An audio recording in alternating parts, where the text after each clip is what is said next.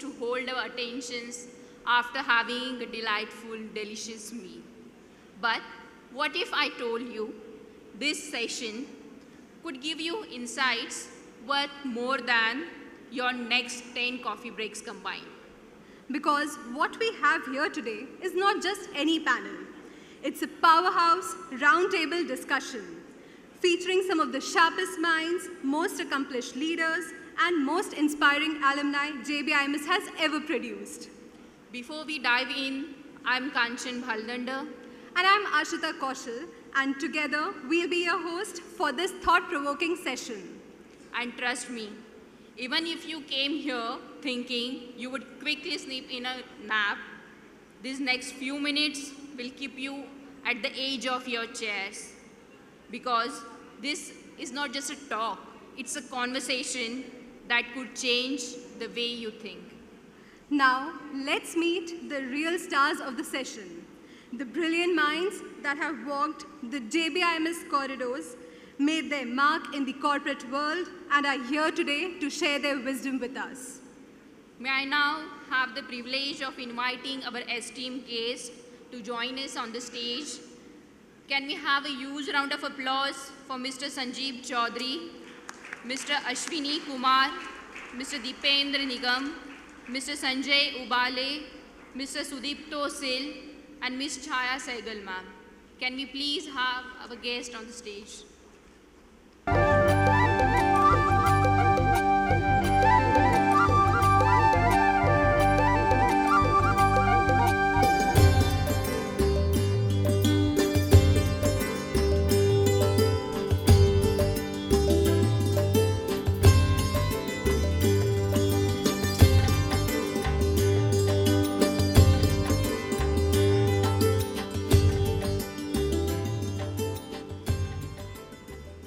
Marketing is no longer about the stuff you make, but the stories you tell. Mr. Sanjeeb Chaudhuri, JBIMS batch of 1975, is a master storyteller. With leadership stints at Citibank, Standard Chartered, and IDFC First Bank, he's shaped brands across continents. A true global marketing visionary, we are thrilled to have you here with us today. May I now call upon stage Professor C.R. Chavan for the felicitation.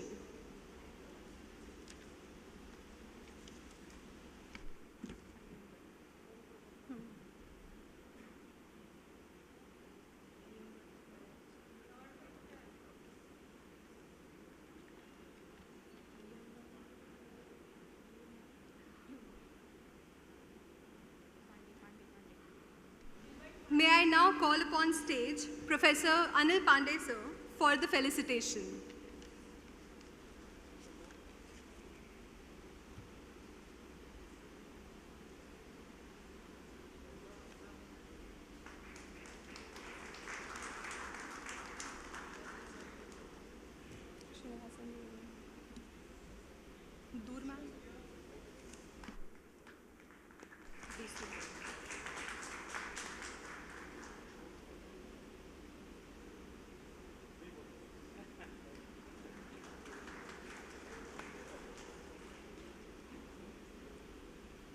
Thank you, sir. Food is not just about taste, it's about trust.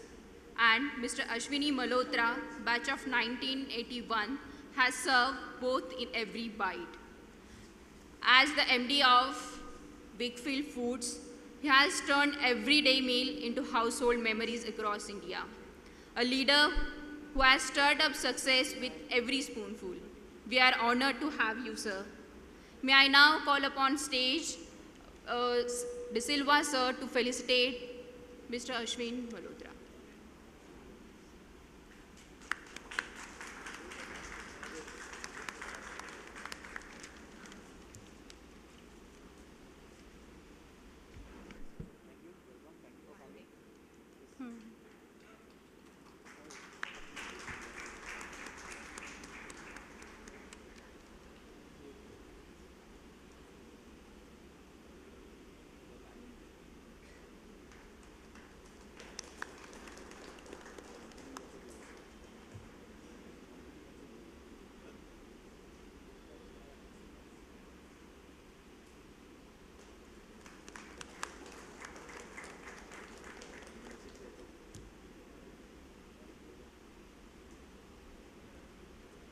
a true leadership serves a purpose beyond self.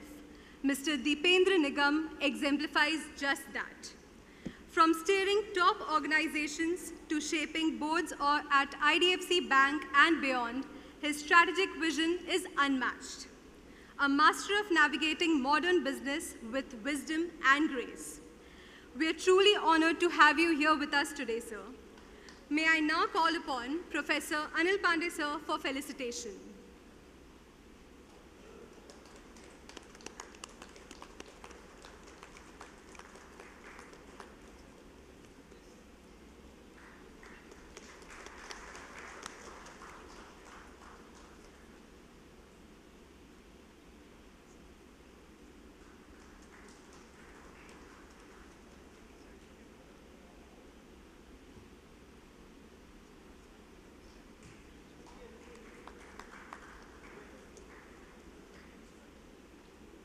Thank you, sir. Cities may rise with bricks, but they flourish with vision. And Mr. Sanjay Uhale brings plenty of it. A change maker in urban development and public policy, he has shaped the very fabric of our infrastructure. His strategic insights have transformed skylines and mindsets alike. We are thrilled to have you, sir. May I request De Silva, sir, to please felicitate, sir.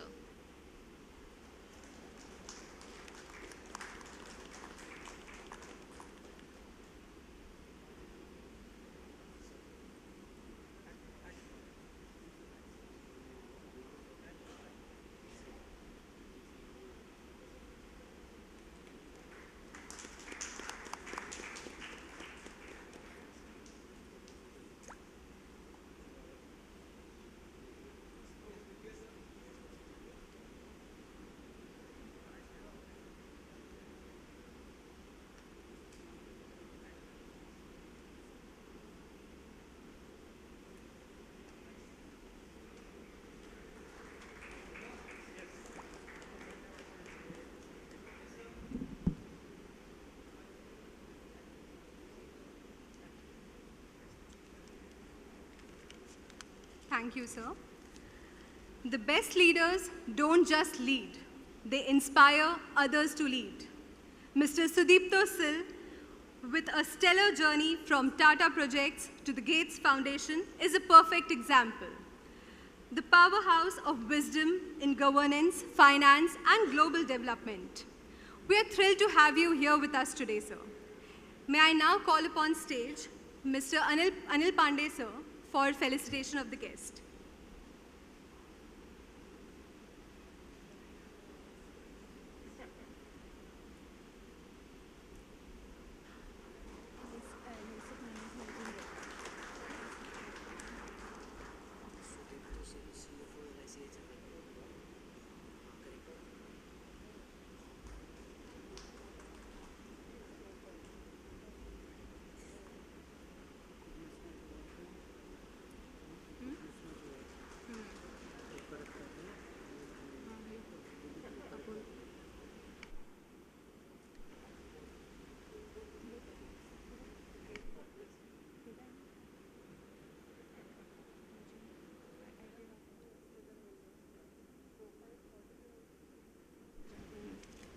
A great discussion needs a great moderator, and we have got the best.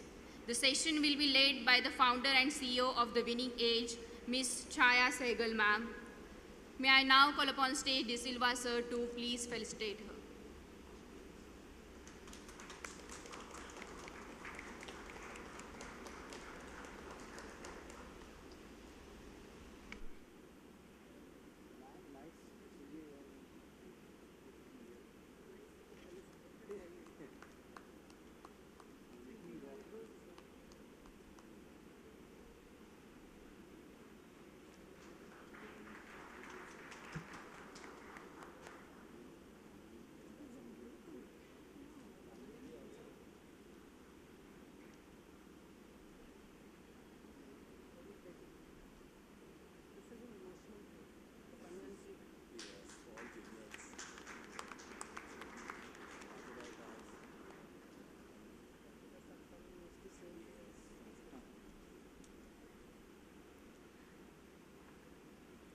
Before we begin, let's give them a warm JBIMS cheer, guys.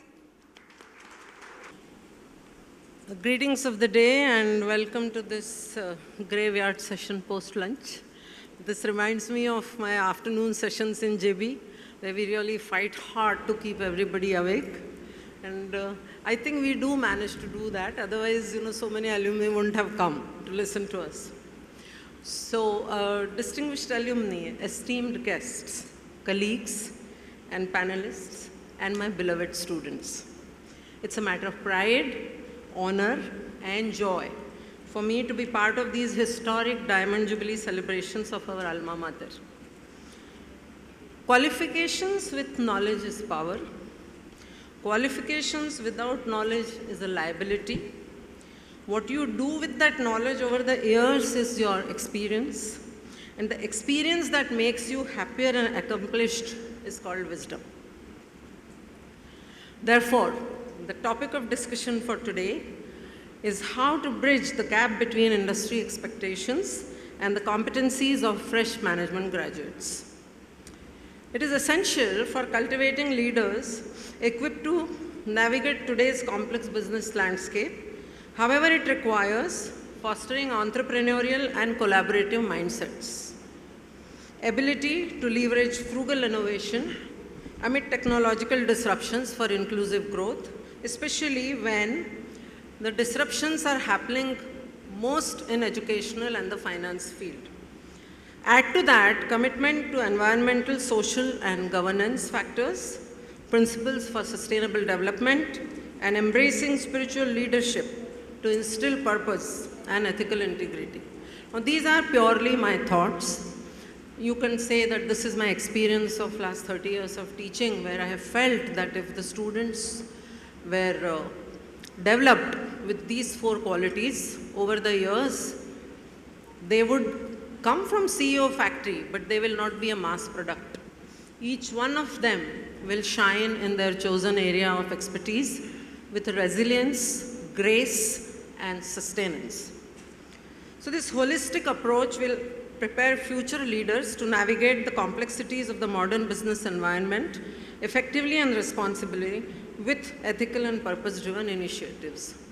With that belief, I would like to talk a bit about each one of these aspects, and then I will move over to my experts, panelists, for their opinions and for their tips. So the first step here is to choose collaboration over competition. It is said we either recognize an opportunity or competition. However, in our academic system, students are required to develop a fiercely competitive approach so as to secure the opportunity to study in top-ranking institutions. This journey with competitive spirit continues for almost 2 decades until the student graduates.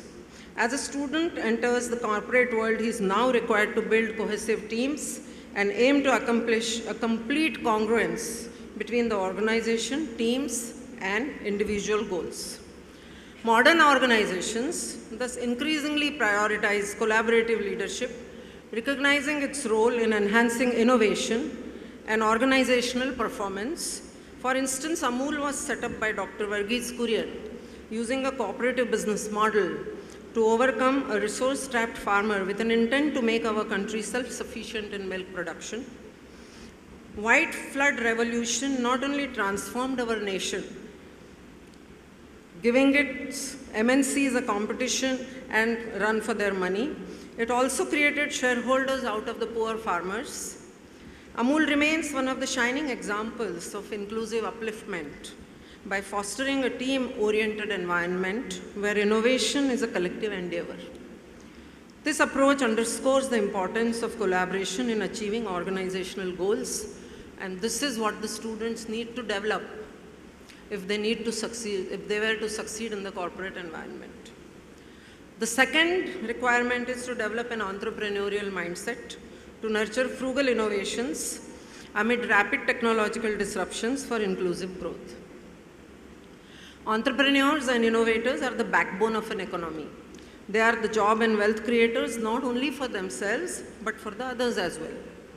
In the global marketplace, rapidly being disrupted by advanced technology, Innovation is the key for a business to survive and thrive in the quest of growth. The fields of education and finance, as I said, are being disrupted the most, and therefore this seems to be the apt title today for us to discuss. Therefore, our students have to be empowered to lead and innovate at the workplace with the awareness that conservation of resources and inclusive progress is the need of the hour. Frugality is the foundation of sustainable business practices. Frugal innovation involves creating cost-effective solutions tailored to the needs of underserved population, thereby promoting inclusive growth. An illustrative case is that of an Indian social entrepreneur who addressed menstrual health in rural areas by producing affordable sanitary products. During the COVID-19 pandemic, the entrepreneur repurposed manufacturing process to produce masks, demonstrating adaptability and commitment to community well-being. This example highlights how frugal innovation can drive social impact, especially during technological disruptions. Further, committing to the ESG principles for sustainable growth is the need of the hour. Today we are at a deflection point where in the last 100 years, we have realized that we have been primarily living only for ourselves. Unlike other species who give back to the planet selflessly and take only what is needed. Going forward, we will survive only if we make human and other forms of lives on this planet better and create businesses which are net positive. Integrating ESG considerations into corporate strategy is now increasingly recognized as a driver of long-term value creation. Companies like JP Chase have committed to facilitating over $2.5 trillion by 2030 to address climate change and promote sustainable development. Such initiatives reflect the growing emphasis on sustainability as a core business strategy, and this is something our students have to be empowered with at academic level in the classrooms and also with exposure during their internships. And lastly, embracing spiritual leadership for ethical and purpose-driven management. Spiritual leadership emphasizes values such as integrity, empathy, and a sense of higher purpose, contributing to ethical decision-making and a positive organizational culture. Leaders who embody these principles foster environments where employees feel valued and motivated, leading to enhanced organizational performance. This approach highlights the importance of aligning personal values with organizational goals. When we chase the values, the valuations follow. I'm going to stop with this, and I'm going to now request all my wise panelists to begin with the discussions. Thank you very much.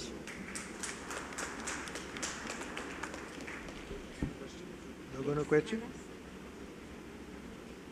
I can hear myself. So my first question is for Sudipto. Sudipto, welcome to the panel. We are so honored to have you here, and we are fully convinced that, with your contribution, there is a lot that these students will learn, and so will I. My reason of being in teaching is making sure that I learn every day also. So, considering your background and your experience, I would say that you could list the do's and don'ts for the students who are stepping into the corporate world today, where uncertainty and complexity in doing business has grown multifold, regarding governance and ethical practices in the global institutions. All yours. Thank you. At the very beginning, I would like to express my sincerest thanks for having me here at this very august occasion, a great occasion, momentous occasion for our institution, one of the greatest institutions in this country as far as management studies go.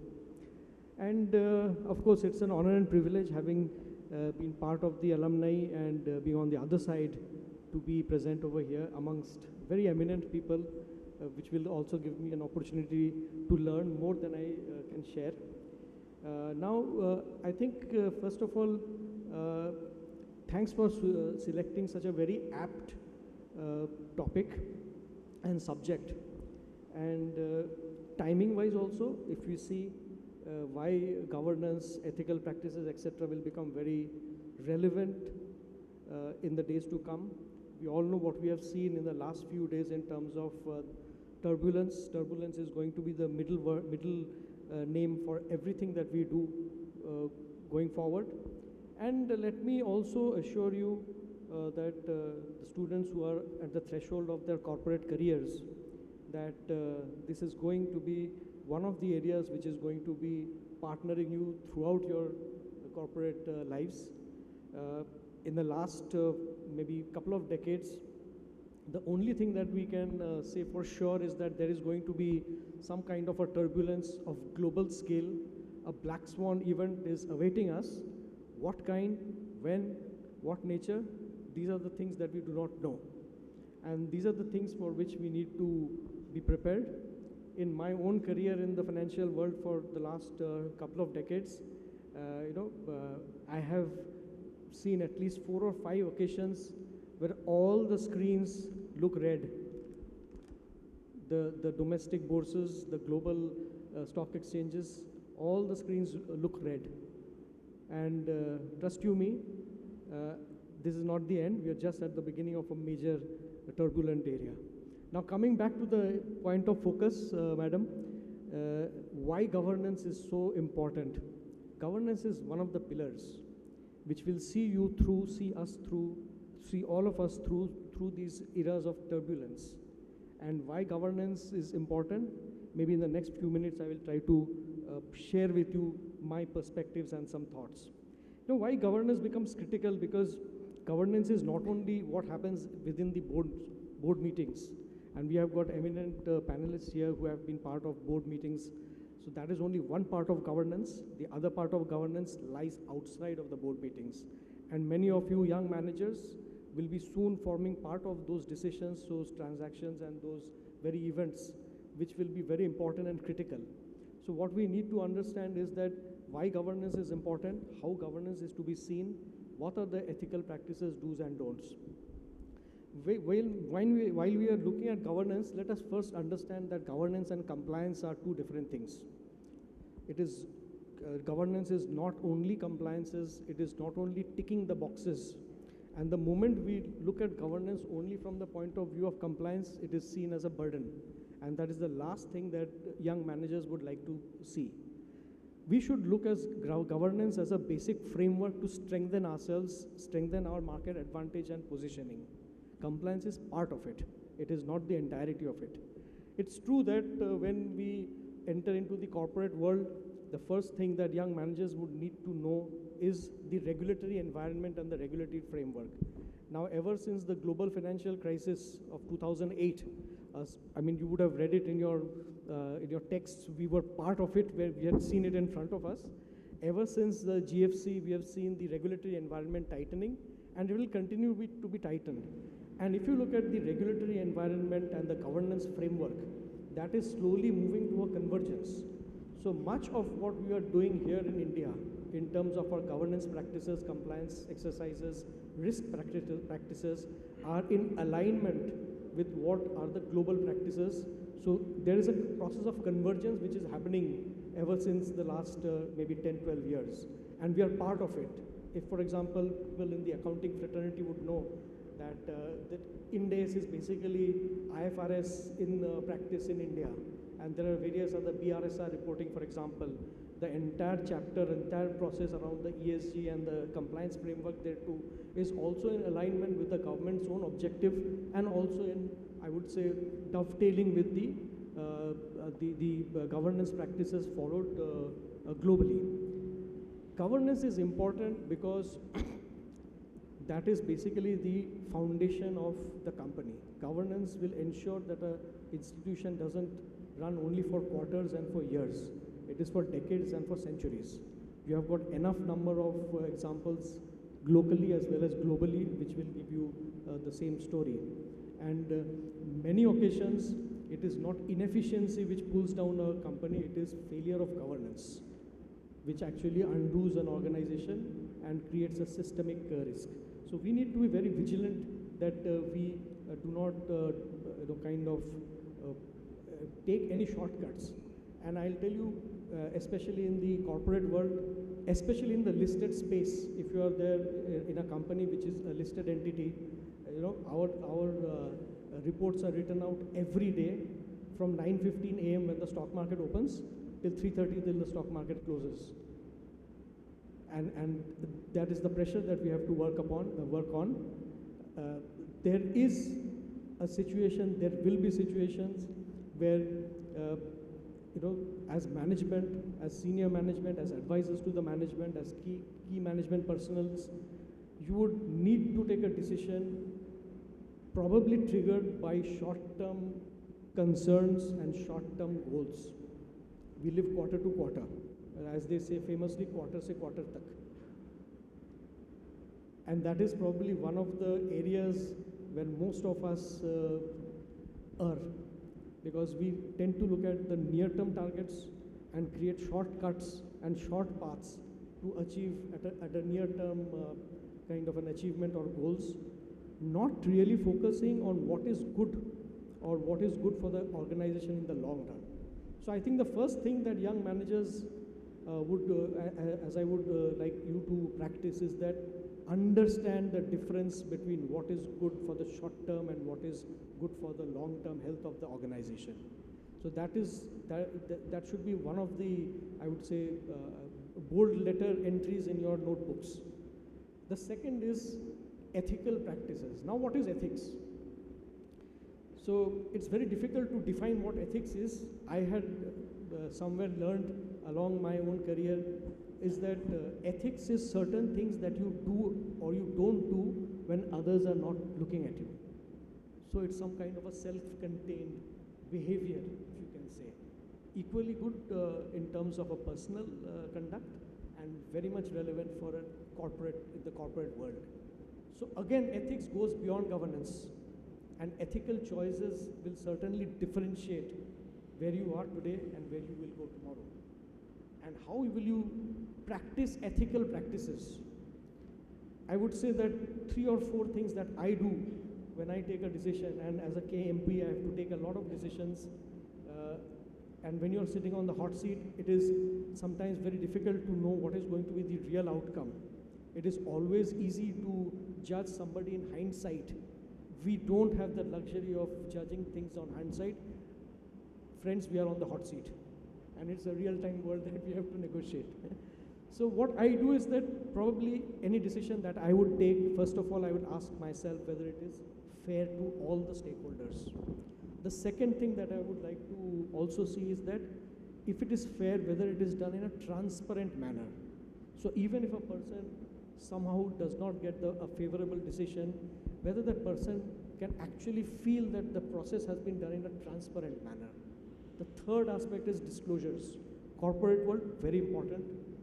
The entire regulatory framework, the entire ethical practices, whether you call from the SEBI point of view, Ministry of Corporate Affairs or various other regulatory environment, people are focusing on a lot of disclosures, and as young managers, you should also focus a lot on this part of it. And the third is actually recording the discussions and decisions, whether it is within the board or whether it is outside of the board. So I think these are the 4 major areas, 4 pointers that I would see myself when I am taking a decision. And till now, probably that has served me reasonably well. There are, as humans, we make errors, but as long as you get the 4 pointers and 4 corners set in the right direction and the right perspective, the greater chances are that probably you will be more successful and more transparent as an organization within the framework of governance and ethics. I think I wanted to share these few points. We have got a huge wisdom here on stage, and I can also see a lot of seniors out here. So it's a great occasion. I hope I have been able to add some value, and thank you so much. Thank you. Thank you, Sudipto. Of course, I think that was the best thing to start with. The value education for us, as soon as we are born, begins at home, even before we enter the schools, isn't it?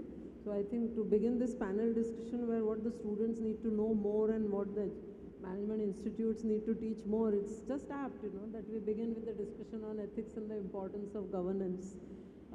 Your 4 pillars of governance that you discussed, they remind me of a leadership workshop I did about 25 years ago, first time when Shiv Khera did that workshop in Mumbai.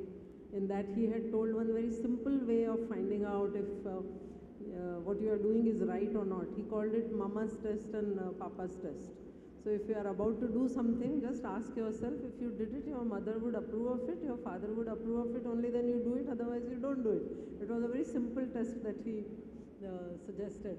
So I thought in practice that could be a very easy way of always telling ourselves, if there is nobody to guide us to what we should be doing, then this is how we should go about it.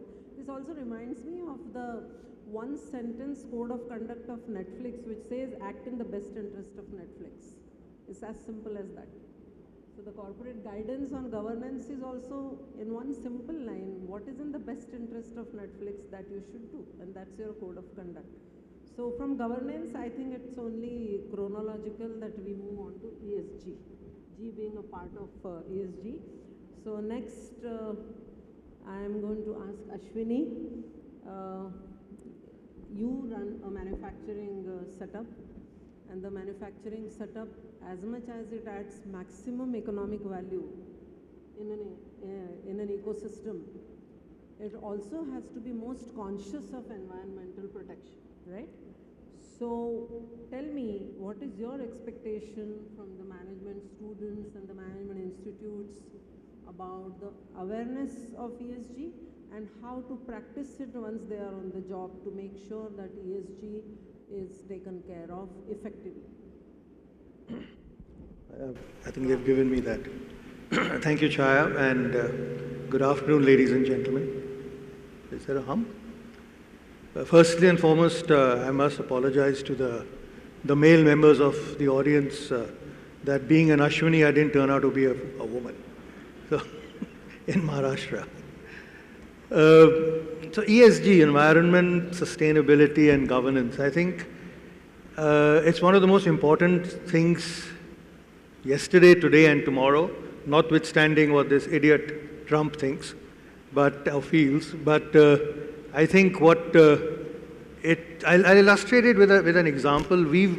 My company has done a lot in solar. In fact, 80% of our power is solar powered, etc., and many other little initiatives. But I'll illustrate it with this other example of a very good friend of ours who's was the then managing director of Cummins Engines, one of the largest American companies, and he set up the first green factory near Pune. And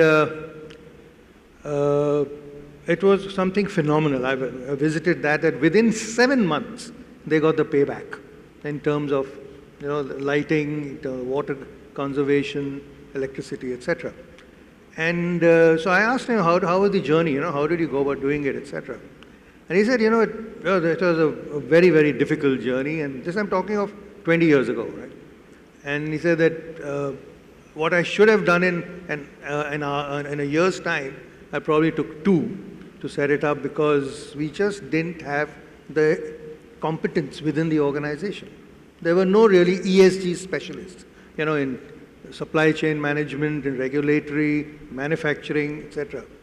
And as a result of which that they took so much longer, but eventually they came through because they trained their people. And it just struck me, when we were talking about this, that why isn't this taught in management schools? It should be part of the curriculum that ESG is absolutely important because it's a need that industry needs, corporate needs, and it's a need that the world needs, our Mother Earth needs. So I think this is one of the things that must be taught, and ma'am, I don't know whether this can be taken up in the curriculum that you have. I know for a fact that in England, there are now, the universities there have made that mandatory, or they're not mandatory, but they have courses on ESG. And and the other really good thing, and this again we experienced, we set up a small organic products division. And that time the girl who I hired in marketing, and so she just, sir, I really love working here. I said, why in this division? Because it makes me feel good. It just makes me feel good that I'm doing something which is helping the environment, helping Mother Earth, and helping us, right, in a positive way. So I think it just got all the positives. Right? It has to be done. In my mind, it's a given. We must do something about it.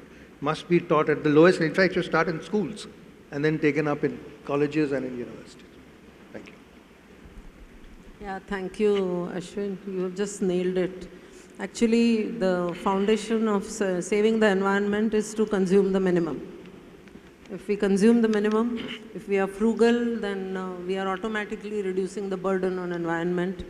The foundation for the social aspect is compassion.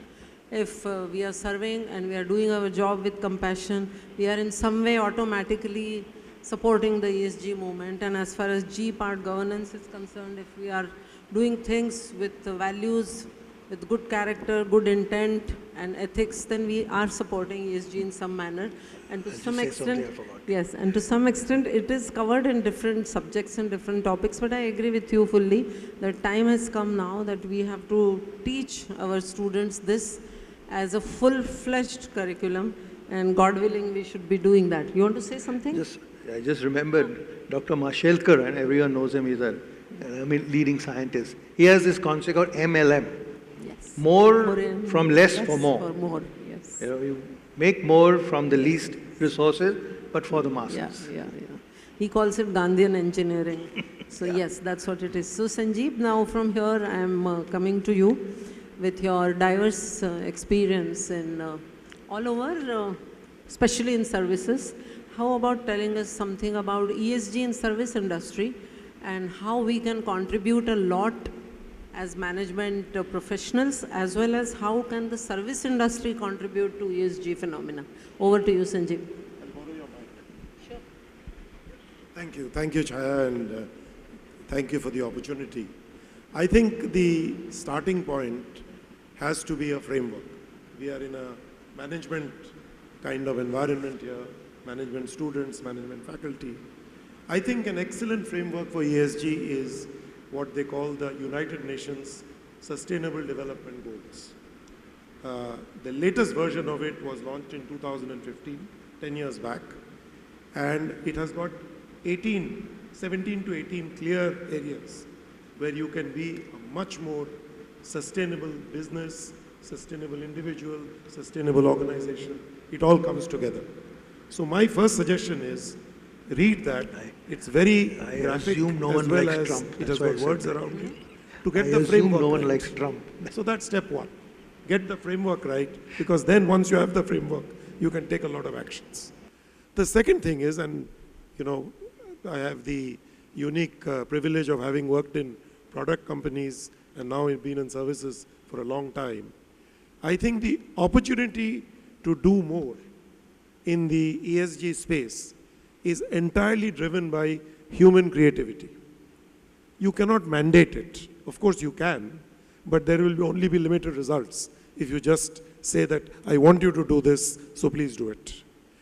What we have found, and I have found this repeatedly across organizations, is that if you let individuals use their creativity to give suggestions on how to be more ESG aware and do things from an ESG perspective, which is a sustainable business, you get a lot more ideas, and you, most importantly, to the point I think Sudipto was making and the point that Vinita made earlier, and everything you've heard in the morning, you get a much more engaged workforce.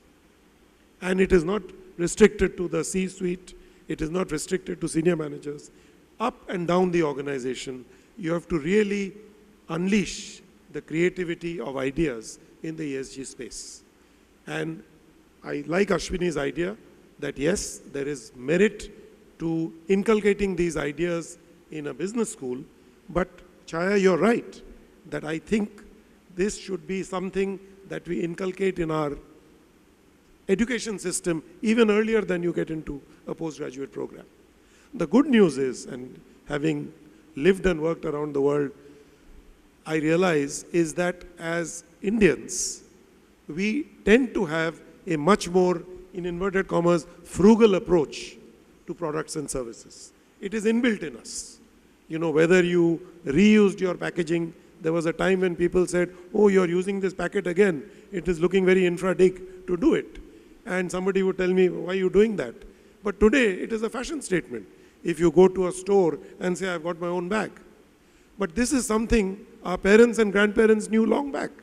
Whether it was reusing some packaging, whether it was reusing food, certain parts of a vegetable or a fruit which you thought was to be thrown away, how much more you can get out of it, I think is ingrained in our culture and in our values. And I think that is a great background to build on, because if you're going to take the message of ESG to the earlier stages of an individual's life, I think building on these basic principles makes it much easier before you come to more, advanced principles which could be taught in a management school. From a services perspective, and I know Ashwini has given some great ideas, and I know Mr. Dr. Mashelkar's thought process, but what we find in services, and I'm talking now specifically of banking and financial services, which is because, as I joke to people, that I was a consumer marketing guy when I came out of the Bajaj Institute, but they made me a banker. So I, have to wear a white shirt and a tie and a suit and so on. But at heart, I'm a marketing guy. And what I have believed is that in banking, whether it is in the fashionable statement of B2B marketing or B2C marketing or B2B2C marketing or B2G marketing, the business to government, etc., the fact is there are very clear things you can do, and only creativity restricts you from doing it. Let me give you a couple of examples. In a retail banking business, for example, when you are giving out loans, it doesn't take too much creativity to say that there will be some special consideration to loans which are environmentally sustainable. It's very simple to do it. Whether it is electric vehicles, electric two-wheelers, for example, our bank now is one of the largest financiers of electric vehicles in the country. All because 4 years back, when it was not fashionable to talk about ESG, we decided to take that on as something we want to do, because I think to Sudipto's point, you want to do the right thing rather than doing things right. I think that is the principle that follows us in whatever we do. When you say, Chhaya, you said, will our parents, you would have agreed to what we are doing. I think the mantra that I follow is to say, am I doing the right thing rather than trying to do it right? Am I doing something to manage the quarterly numbers, which we have to go to the street with and manage our stock price, or we are doing the thing where we are building the institution for the long term? So I can give you many examples. Let me give you now, I've given you a retail banking example, just to stimulate the creativity. Obviously, in 5 minutes or 10 minutes, we can't discuss the entire gamut of activities. From a corporate banking point of view, one of the things we did when I was, before the current bank, I used to work for a global foreign bank, Standard Chartered, and what we said is that we finance a lot of businesses around the world. It doesn't take much to say that there will be either preferential terms or certain kinds of loans that we will do and we will not do, which are environmentally positive versus environmentally damaging. And a lot of progress is being made, and I know there are temporary bumps in the road, whether the current dispensation in the US has not made it fashionable to be ESG sensitive, but I think these are just short-term gyrations. And frankly, I believe that over time, the direction of travel of the ESG movement is here to stay. The good news is our regulators in India, whether it's the RBI or the SEBI or any Ministry of Corporate Affairs, they are very much on this journey now. And I don't think it will change, and it is the right thing to do. Thank you. Thank you, Sanjeeb. That was really comprehensive. When you talked about the creativity, I remembered something that I had read some time back. It said that all children by default are creators. They are made consumers by pampering of parents. That's how important is the role of parents in teaching values, right? From here now, I think we are going to move on to Sanjay. Sanjay has been with a not-for-profit activity with his heart and soul. I mean, he has done everything possible. He was the CEO of our city. That also he did with heart and soul. but his latest assignment with Gates Foundation, where I found Sanjay to be very fruitfully involved, and he was very passionate about it. Most of his LinkedIn posts are still about all those jobs, which are there for environment and society. So Sanjay, next question therefore is to you in a chronological order, as to how to shift the mindset of today of making more and more money as if we have unlimited resources towards the focus on generating, as if we have unlimited resources for it, from there to move the focus for value creation for all the stakeholders, including the silent stakeholder called environment, which is no more silent. Yeah, so I'm actually made a request to Mrs. Bali to just stay for 2 minutes, because I'll have a question that I'm probably seeking an answer later on from you about a question that I'd asked in one of my advanced management programs at Harvard. And there was a question that I'd asked, and there was a case study that we were doing. And the case study was on Nike. And they were talking about how Michael Jordan's campaign transformed the sales of Nike. And when I was asking the professor that what is the gist of the campaign, the gist of the campaign was that how after wearing shoes, which are now branded Michael Jordan shoes, suddenly your performance can transform. So the underlying impression of that was that it made me feel inadequate. Till the time I had that shoe, it made me feel inadequate. I see that all the campaigns, a lot of the campaigns that we currently have today, the entire, and not only campaigns in commercial world, but in the political world, is all about, not all, I think mostly about making us feel inadequate. There's something wrong with us. It could be a beauty product, that there's something wrong with me, that I have to put on something to make myself look good, or I need to wear different kind of shoes, I need to wear different kind of clothes. Everything is about inadequacy, that we are all constantly made to feel inadequate. And one of the challenges, I think, for institutes like any management institute, and Bajaj certainly, is how do we make this shift from this mindset of making people feel inadequate to making feel adequate.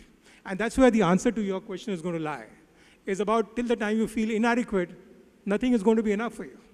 It's only through adequacy that you're going to have enough, as a result of which all that you're going to be doing, selling, buying, is going to be dependent on that.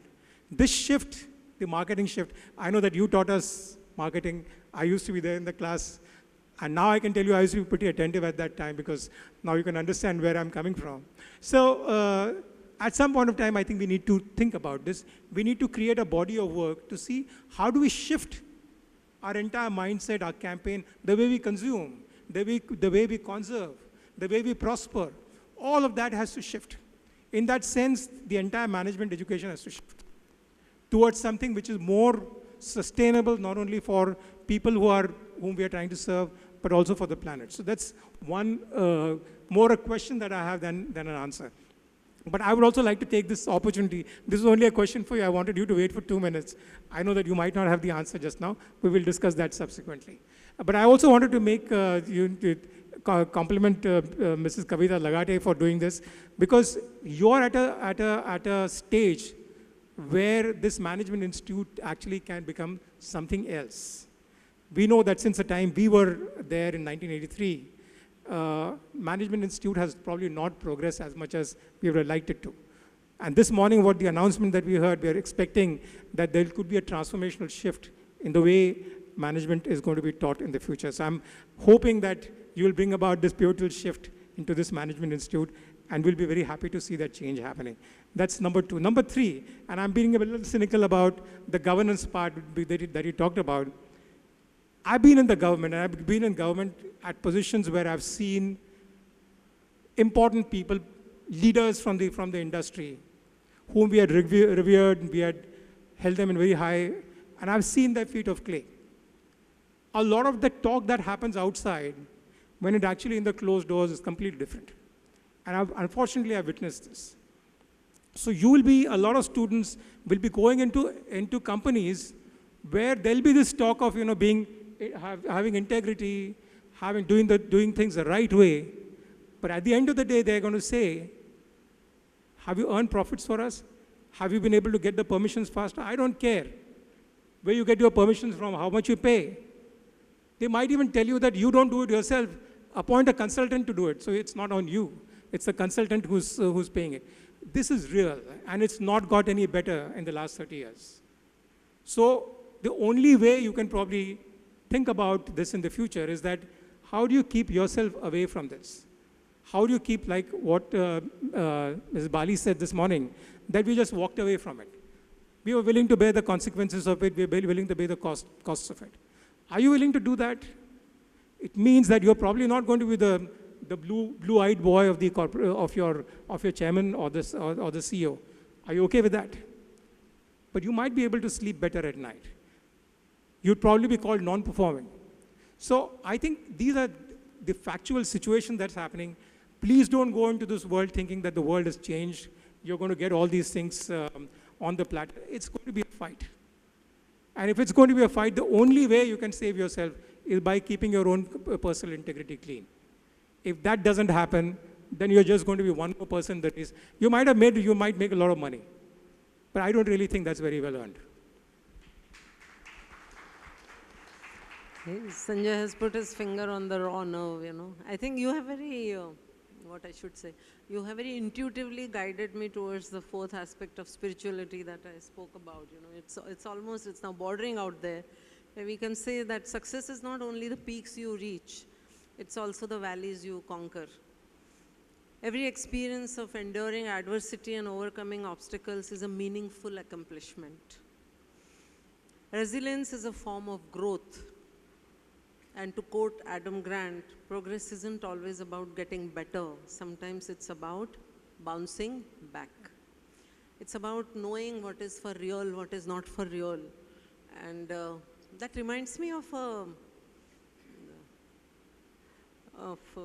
this thing, Sher. Okay, it goes like this. Amiri dil se naki mal se. Amiri dil se naki mal se. Buzurgi akl se naki bal se. Buzurgi akl se naki bal se. So at every juncture in our life, we should know what is the real thing that we should be going for. And for doing so, if we have to come across the obstacles, and if we can summon up that resilience to overcome those, then we are successful. It may not have much to do with the incentive you earn, or it may not have much to do with the promotion you are denied. But the truth is that you are still successful.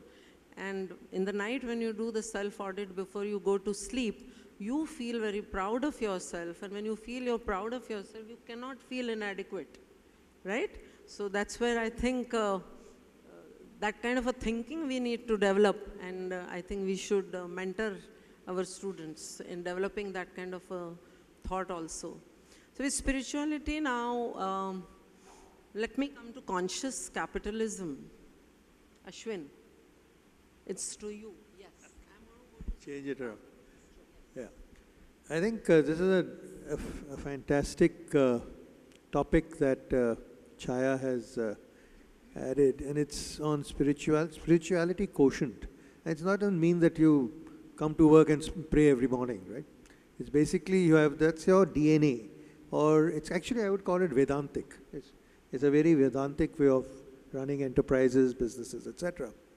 And I'll give it with, again, I love example. I'll give it with an example. And there's one of my classmates from Bajaj, Dr. Rajendra Sisodia. He's a very, very learned, very now, he's a top-notch management thinker, author. And besides being a professor in various universities in America, he and the founder of Whole Foods, which is a very large, which is now bought by Amazon, John Mackey, they started the Conscious Capitalism Institute, the Conscious Capitalism Movement. And essentially that just said that all organizations must have a higher purpose than just merely making profits. But in the process, that when you do achieve those higher purpose or work in that way, you make profits. It's not that you lose money because of that. You in fact make more money this way by being a better organization. And so his first book came out very quickly after, I think John Collins, or I know Collins, the Good to Great. So Raj's book was Firms of Endearment. Huh? No, Collins, but I'm not. Jim Collins, yeah. And he came out with the Firms of Endearment. By the way, those 11 companies who Jim Collins had in Good to Great, 7 don't exist anymore. So they were neither good nor were they great. But the 20-odd companies that Raj researched and shortlisted as being firms of endearment, every one of them is thriving today. And I'll give you an example of how, just one example of how 2 companies in the same industry, and in fact, it talks about Nike. So there's New Balance is a shoe company. I don't know if you guys know in America. It's a very nice brand and New Balance shoes, and there's Nike. Now, if you were to look at New Balance's balance sheet or the P&L, right, it has a low gross margin, right, and a decent net margin. Right. The reason why they have a low gross margin is that they pay their people well. They pay their suppliers well. They do everything the right way so that all stakeholders flourish. And the reason why despite having a low gross margin, they have a pretty decent net margin is because they don't spend money on Jordan, on what's his first name? Jordan. Or Roger Federer, etc. They're the average Joe who's using the shoes, and they still don't spend huge amounts of money on advertising. Nike has a very high gross margin. That's because they use child labor in China or Vietnam or etc. They really screw their suppliers. In fact, make sure that they don't make any money. They make all the money. Having a high gross margin, but then they spend a heck of a lot on Michael Jordan, etc. And therefore they make. So on a percentage, the net margin to sales ratio, New Balance makes more, is a higher percentage. In absolute terms, obviously Nike is a much larger company and they started much earlier. So they have a larger net margin.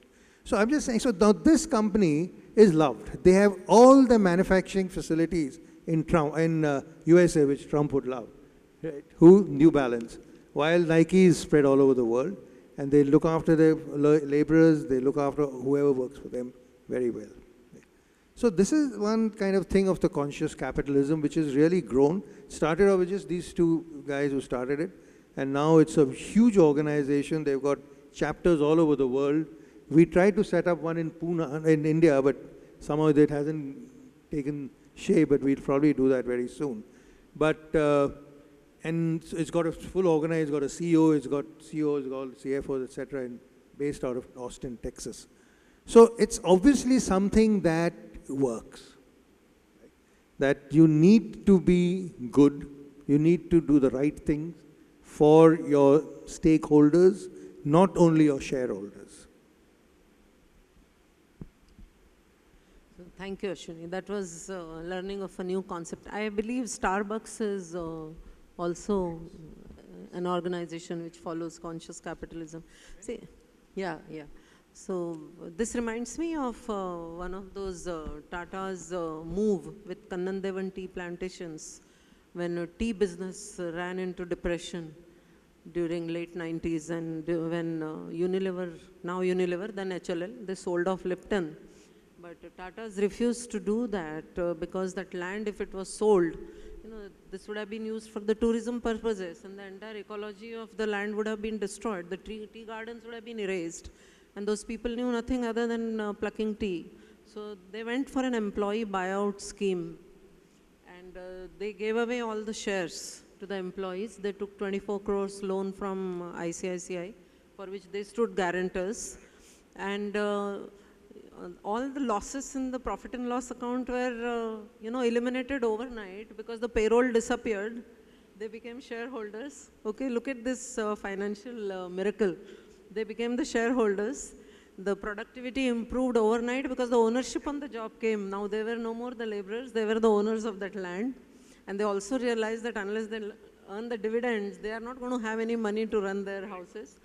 So, and the highest investment was done by their union leader of, I think 10 rupees per share, something like that for 3,000 rupees or something. So per person it was not more than that.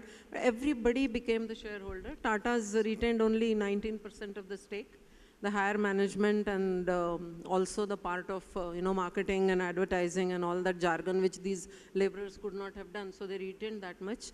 They vacated those British bungalows, okay, and they started tourism over there. So added another revenue line over there. So it's a UN recognized case study, and it worked very well for them. And see, today Tata has become, I think, the world leader in global beverages, having taken over even Tetley, just because they did not give up their tea business then when it was running through the recession.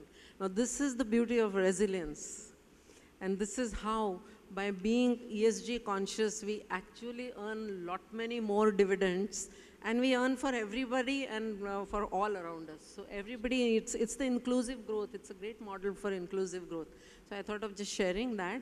Having said that, now the way the technology is taking over, and people are worried about artificial intelligence and natural stupidity equally. So talking about jobs being lost, and of course jobs will be lost. If you allow AI to be smarter than you, job will be lost, right?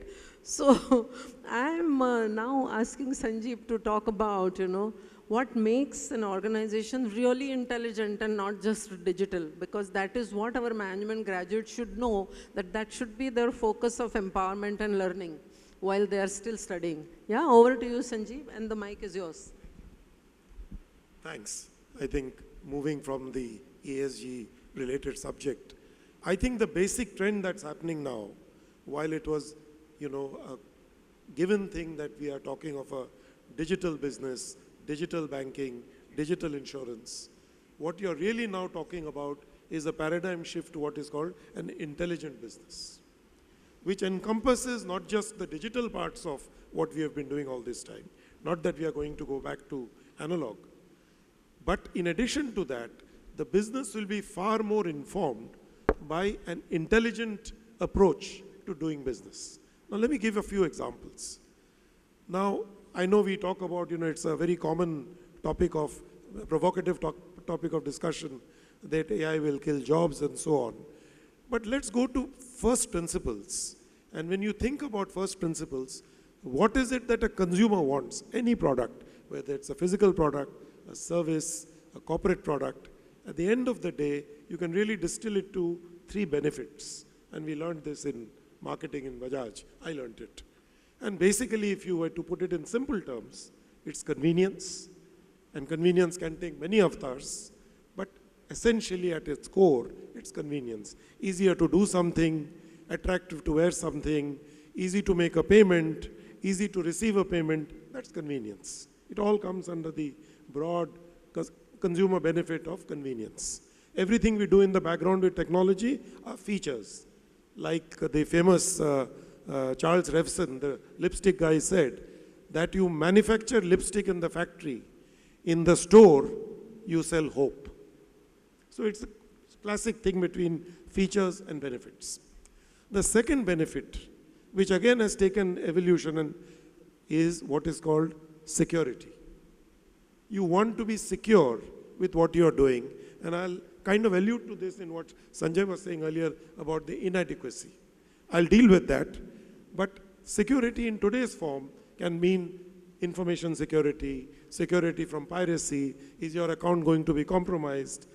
Are you going to look poor? Something will be stolen from you. So do you have to use products and services to secure your home? I spent some time in London, and the security situation there is quite bad. Clearly India is great. So the point is, security becomes a second consumer benefit. And the third is status. And that is where, to Sanjay's point, inadequacy is the flip side. But the fact is, if you look at, we learned this in Bajaj, I quote this all the time, if you look at Abraham Maslow's hierarchy of needs, it depends on which button you are pressing in the marketing hierarchy.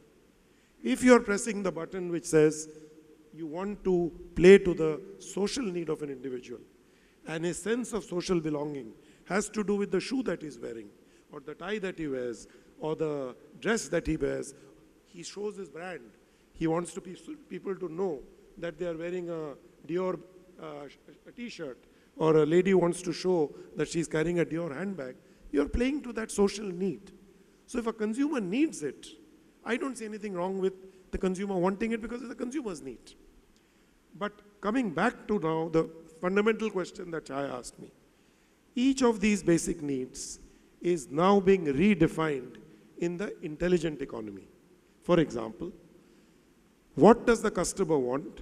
When does the customer want it? Where does the customer want to access that product? And how does the customer want to use it? These are questions we asked 40 years back, 50 years back. Philip Kotler wrote about it. It remains the same.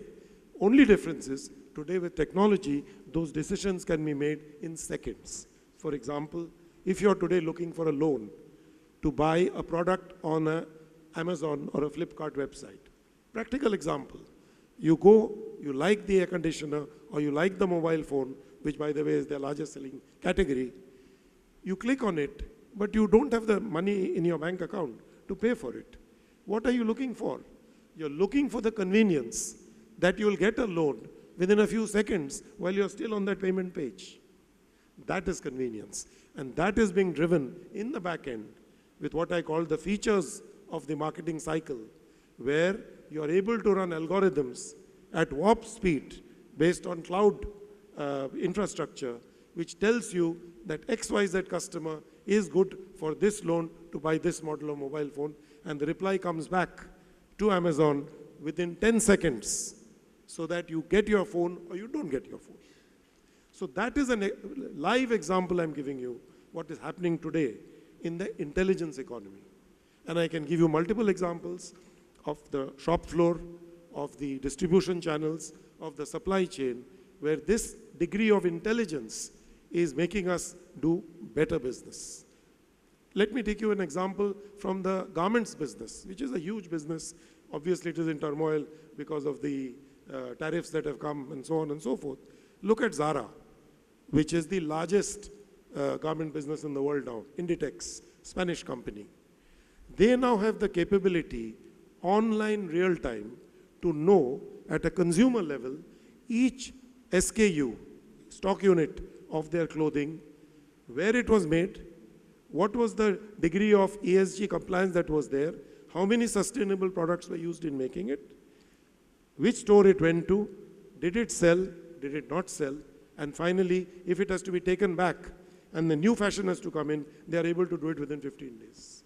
Now that is the new era, which will create a whole new set of competencies that people will have to be aware of. So when we say that, jobs are threatened, it's a different kind of job. We are talking now of the intelligence economy rather than the product economy or the manufacturing economy or the digital economy.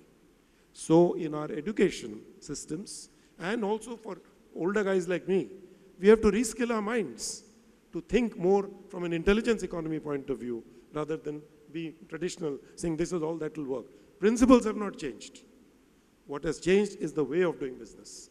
And it's, I think, a sustainable way of doing business. Thank you. Thank you for highlighting that.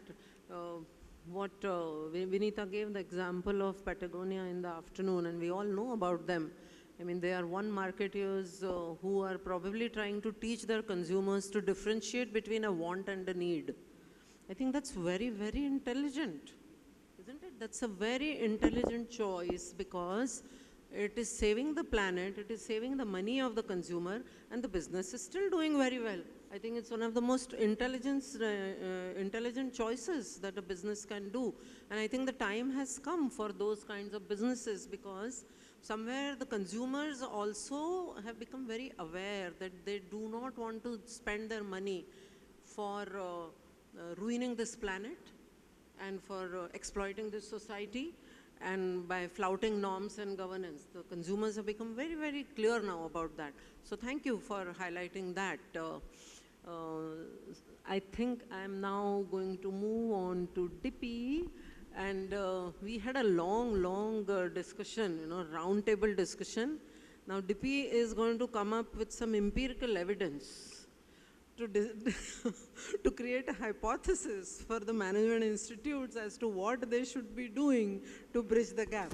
So we discussed a lot, we identified a lot of areas, and we had our own takes on what should be taught, what should be covered. Dipy is actually going to tell us, because it's coming from horse's mouth, sitting at the intersection of the management schools and the recruiters. So Dipy, over to you. Please educate us now. Hello. Yeah, thank you, Chhaya. First of all, feeling very privileged to be a part of this August celebrations.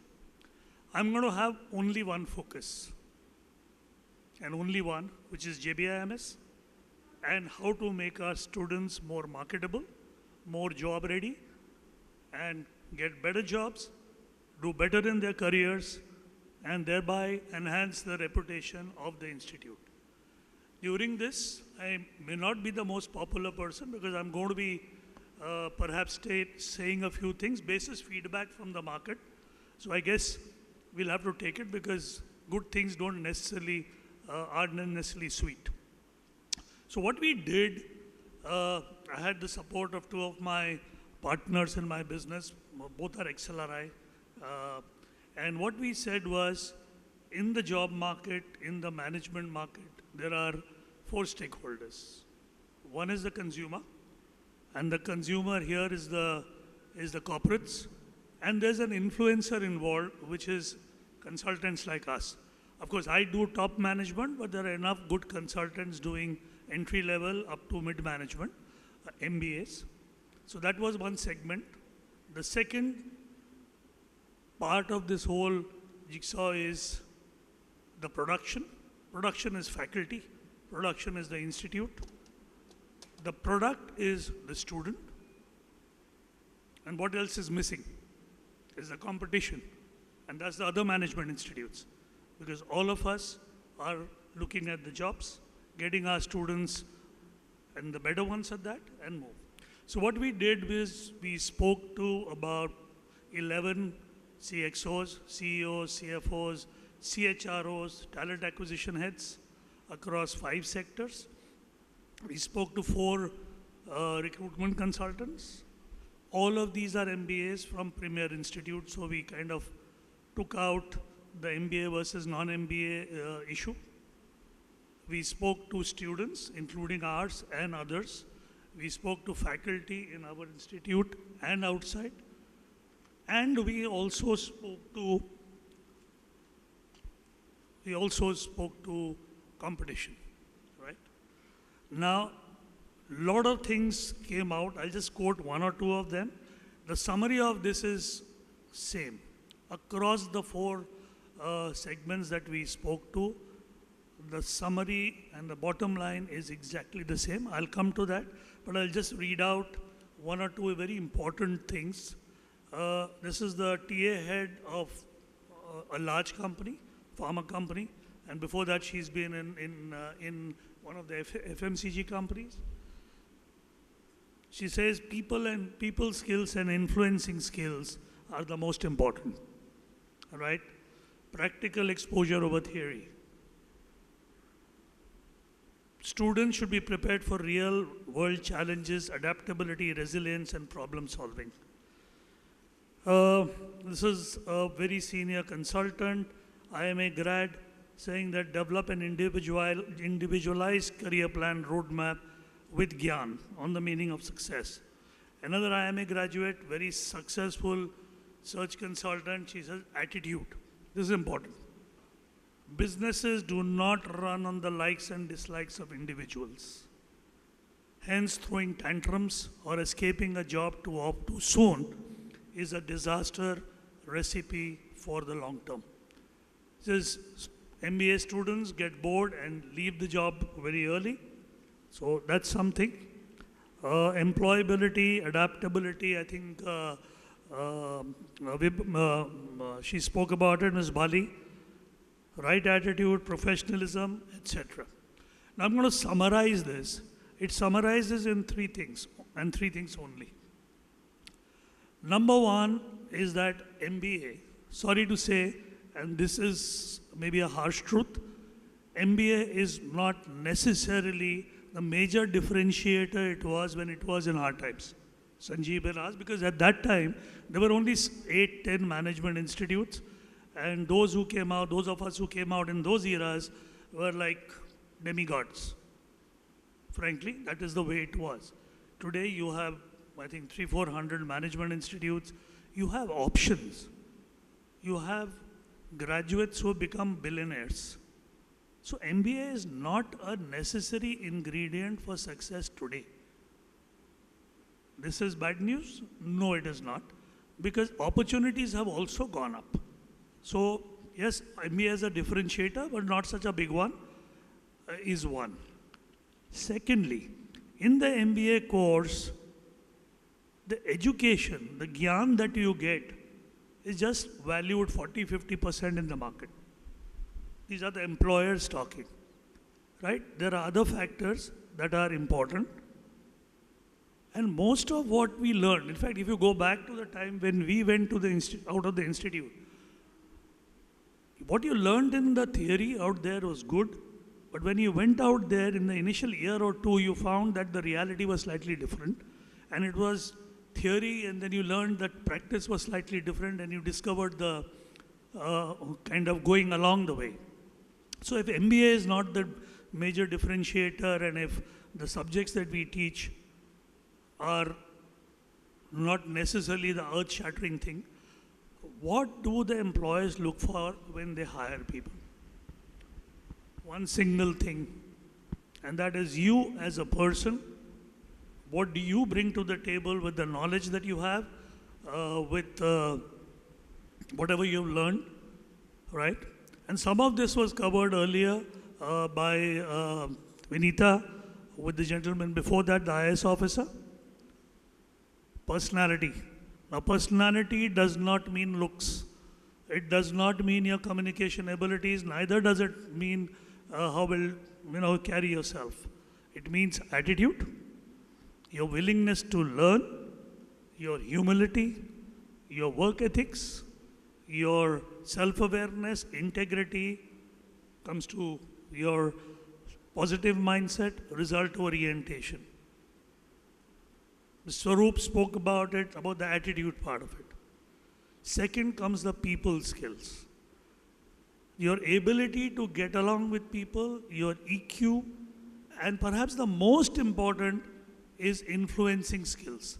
How are you able to move people? How are you able to align people, whether it's your boss, your subordinate, your colleague, or whatever?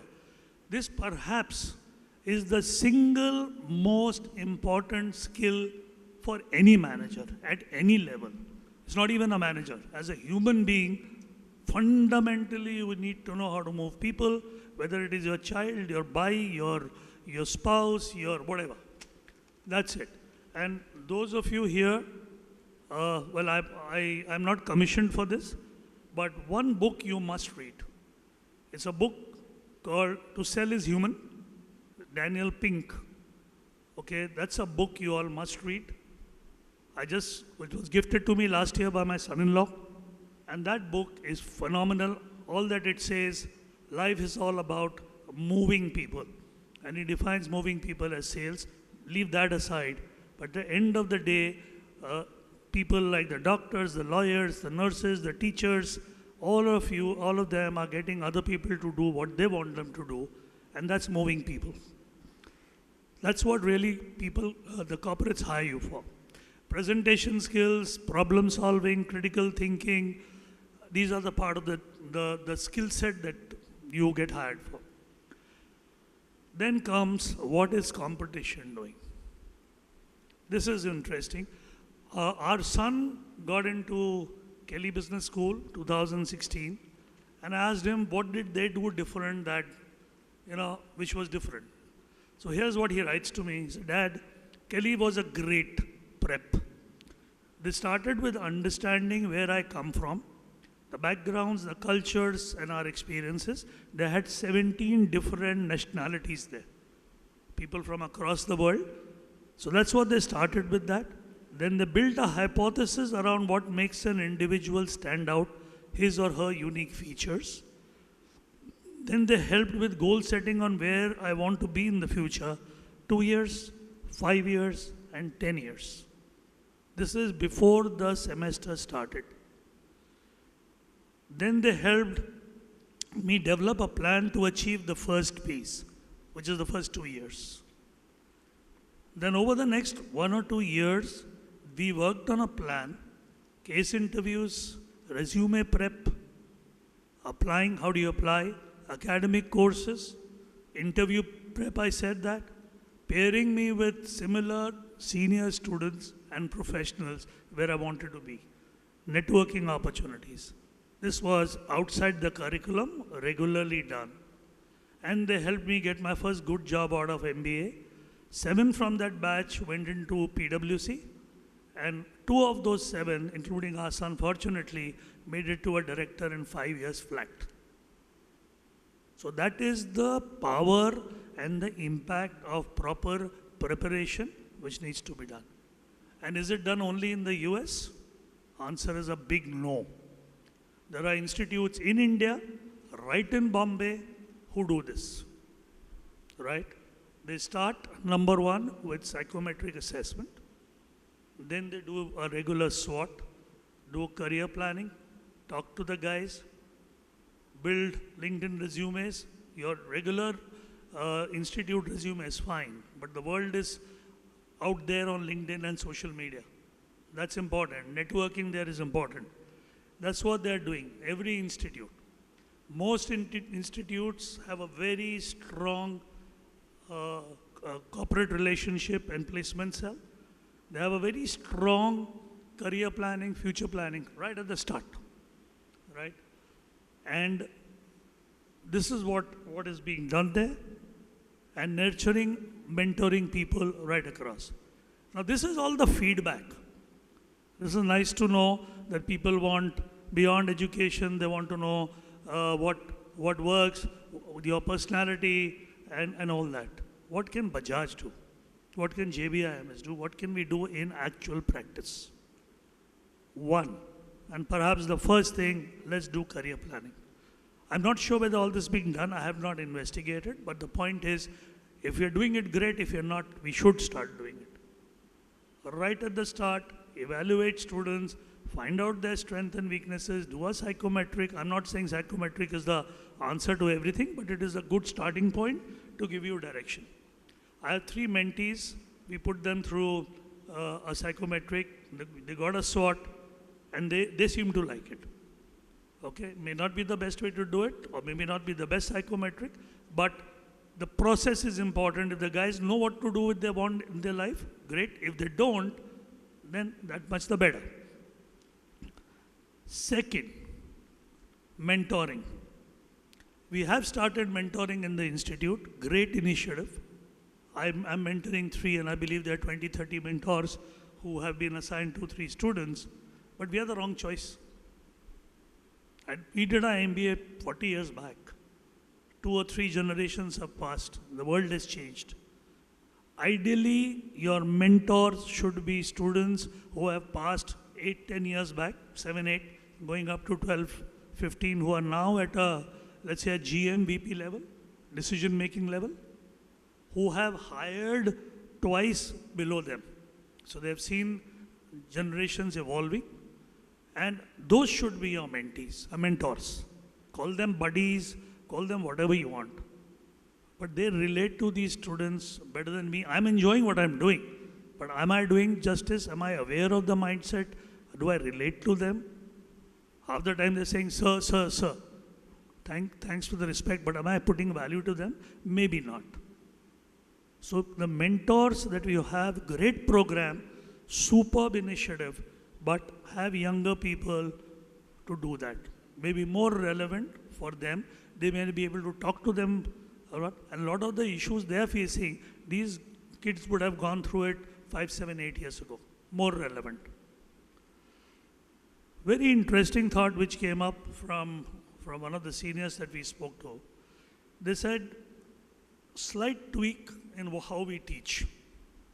In the first year, In the first year, cramp all the gyan in the first year. So 30 subjects have to be taught. Maybe 20 should be crammed in the first year. I don't know if it's possible, but this is just food for thought.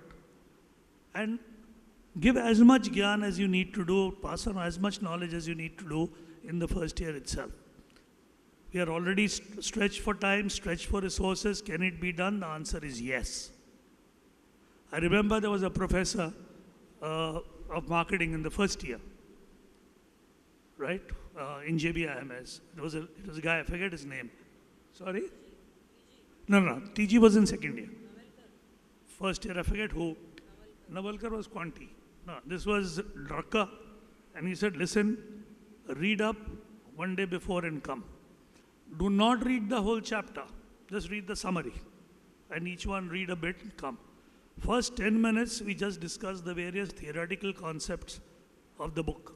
And the next 30-40 minutes, we discussed actual practical applications of their theory in the market. Your 3P or 4Ps, Nirma had just launched. There was a challenger brand for Lakme at that time, Kiss and Tell and Tips and Toes. We had fun discussing that. In fact, there's a story around that because my summer training, my research project next year, or TG gave us to study on tips and toes, and I was doing that, and I met my future spouse doing that. She's sitting there. She'll tell you how that happened, but that's another story. So first year, cram the gyan, plan and schedule it in such a way. Today, I believe we are scheduling lectures. They announce it the night before. Maybe due to constraints or whatever, might be better to plan things out, put it together, and do it. Second year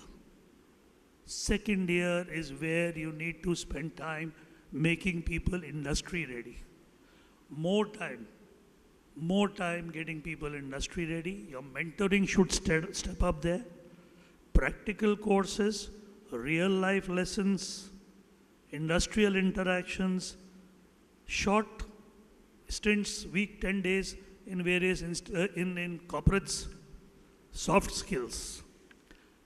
These soft skills and all can be packaged in a small program which you could call relevant management skills, right? I'll give you my personal example. My career path was decided. We were blessed to have some great mentors. Not a part of the curriculum. We had Tarun Sheth, Professor Tarun Sheth, HLL, and his wife Pratibha. They were masters of that EST at that time, which became landmark now. And we had them conducting an off-curriculum course. The same floor, ma'am, very offices in the corner, that syndicate. We used to sit from 8:30 in the night to about 11. And they taught us non-verbal communication. They taught us how to say critical things in a positive manner. So if I need to tell someone you are sloppy, you tell them, listen, you're smart, but you could be smarter if you dress up well. World of a difference. And this we learned from the master himself. Tarun Sheth is a legend, and you would vouch for him. Okay, so we learned from him out of curriculum. I was blessed, and this is my personal example, I was blessed to get people like Smarta, Raja Smarta, Zai Desai. There was my internship guide in Taj. There was a Mr. Rao. Okay, the project we did, we got in, I'll finish, put us down. I made a decision to get into sales, hardcore selling, not trainee like Levers does, in my first year. Yeah.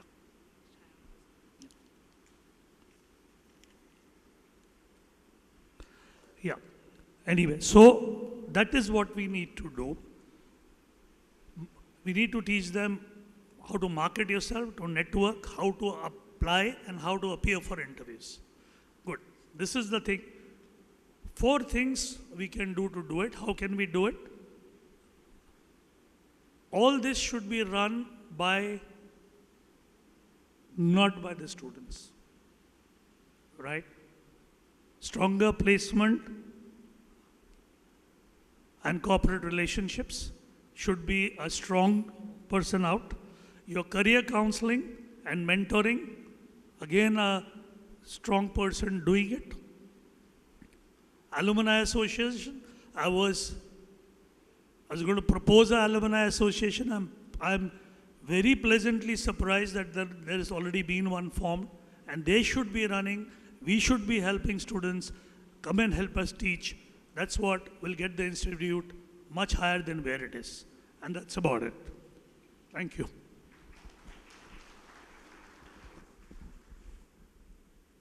So thanks, Dipy. So we started with a vision which I was required to set up the perspective. We started with the vision, then we explored the various aspects of our vision and the way industry is doing, the strategies, and then we came literally to the operational level where he gave us do's and don'ts of what we should do. So I guess to a great extent, I think we have covered the topic. I mean, to the best of our ability. I'm sure a lot is still left, because as Sam famously said in the morning, education is what is left after all the learning is lost.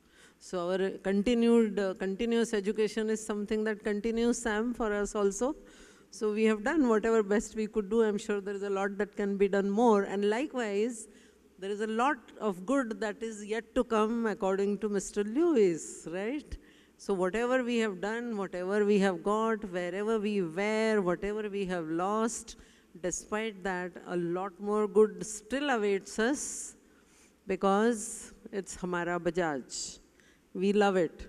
We are always going to be there for Hamara Bajaj, and we will do it. And then we have so many alumni who are going to help us for how to do it, right? So I'm going to close on that note. Yeah, thank you so much. Do we have any time left for Q&A? No, right? Yeah, we don't have. But I think Dipy more than made up for any question to be answered, because he had a tip for every smallest thing. I think feel free to ask the panelists when they come and sit over there if you want to ask anything. Let's do it like that. Yeah? Sanjay has to say something. Yes, Sanjay, last word. No, this is not last word, but I just want to pay my personal respect for somebody I hold in very, very high esteem. And that is Mr. Bowman Moradian. I don't know whether he's here just now. He has been a friend to us when we were in college at that time, around our same age. He taught us like nobody has taught us. It has left an impression on me, and whatever I was able to do, some little bit of it is transformative. I think it's thanks to him. I owe a debt of gratitude to him. I just thought I'll express it personally rather than say it privately to him. Thank you very much, Mr. Moradian. Sanjay, come in the night for the dinner. Professor Moradian is getting felicitated because his batch completes 50 years, and you will be able to express this to him directly. Yeah, no, come if you can. And I want to express my thanks to the university, the Honorable Vice Chancellor, the Honorable Pro Vice Chancellor, and Honorable Director, Dr. Kavita Lagate, for choosing such an apt subject and such a timely subject for discussions, and giving me an opportunity to learn from so many of them in the name of this panel discussion. Thank you so much, all my lovely panelists.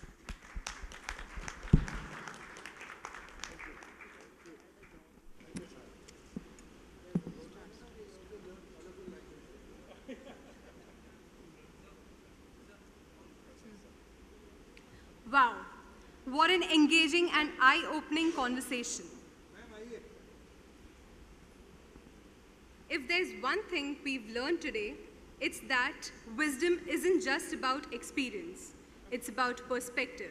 And today, we've got the wealth of both. Absolutely.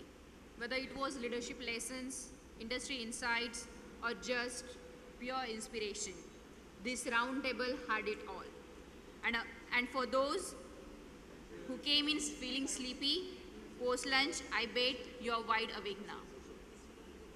My sincere apologies, I misspoke earlier.